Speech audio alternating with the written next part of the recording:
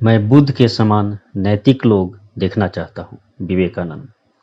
बुद्ध ध्वंस करने नहीं आए थे, वरन वे हिंदू धर्म की निष्पत्ति थे, उसकी तार्किक परिणति और उसके युक्ति संगत विकास थे। मैं गौतम बुद्ध के समान नैतिक लोग देखना चाहता हूँ। वे सगुण ईश्वर तथा आत्मा विश्वास नहीं करते थे, उस विषय में कभी प्रश्न ही नहीं करते थे, उस विषय में पूर्ण अज्ञेयवादी थे, किंतु जो सबके लिए अपने प्राण तक देने को प्रस्तुत थे। आजन्म दूसरों का उपकार करने में रत रहते तथा सदैव इसी चिंता में मग्न रहते थे कि दूसरों का उपकार किस प्रकार हो। उनके जीवन चरित्र लिखने वालों ने ठीक ही कहा है कि उन्होंने बहुजन हिताय बहुजन सुखाय जन्म ग्रहण किया था।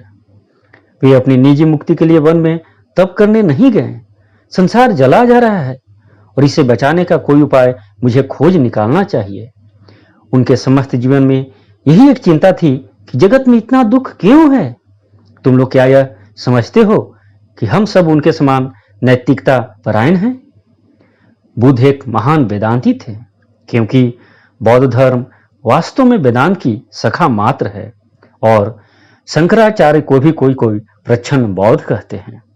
बुद्ध ने विश्लेषण किया था, शंकर ने उसका संश्लेषण किया है। बुद्ध ने कभी भी वेद या जाति भेद अथवा पुरोहित या सामाजिक प्रथा किसी के सामने सिर नहीं झुकाया। जहां तक तर्क विचार चल सकता है, वहां तक निर्भीकता के साथ उन्होंने तर्क विचार किया है। इस प्रकार का निर्भीक सत्ता अनुसंधान, प्राणी मात्र के प्रति इस प्रकार का प्रेम संसार में किसी ने कभी भी नहीं देखा। बुद्धदेव के जन्म के पूर्व इस देश में क्या था? तालपत्र की पोथियों में कुछ धर्म तत्व था, सो भी बिरले ही मनुष्य उसको जानते थे। लोग इसको कैसे व्यवहारिक जीवन में चरितार्थ करें, यह बुद्धदेव ने ही सिखलाया। वे ही वास्तव में वेदांत के स्फूर्ति देवता थे। भगवान बुद्ध ने धर्म के प्राय सभी अन्य पक्षों को कुछ समय के लिए दूर रखकर केवल दुखों से पीड़ित संसार की सहायता करने के महान कार्य को प्रधानता दी थी, परंतु फिर भी स्वार्थपूर्ण व्यक्ति भाव से चिपके रहने के खोखलेपन के महान सत्य का अनुभव करने के निमित्त आत्म अनुसंधान में उन्हें भी अनेक वर्ष बिताने पड़े थे। बुद्ध से अधिक निस्वार्थ तथा अथक कर्मी हमारी उच्च से उच्च कल्पना के भी परे है, परंतु फिर भी उनकी अपेक्षा और किसे समस्त विषयों का रहस्य जानने के लिए इतने विकट संघर्ष करने पड़े। बुद्ध एक वेदांतवादी सन्यासी थे।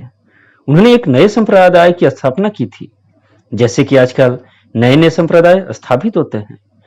जो सब भाव आजकल बौद्ध धर्म के नाम से प्रचलित हैं, वे वास्तव में बुद्ध के अपने नहीं थे।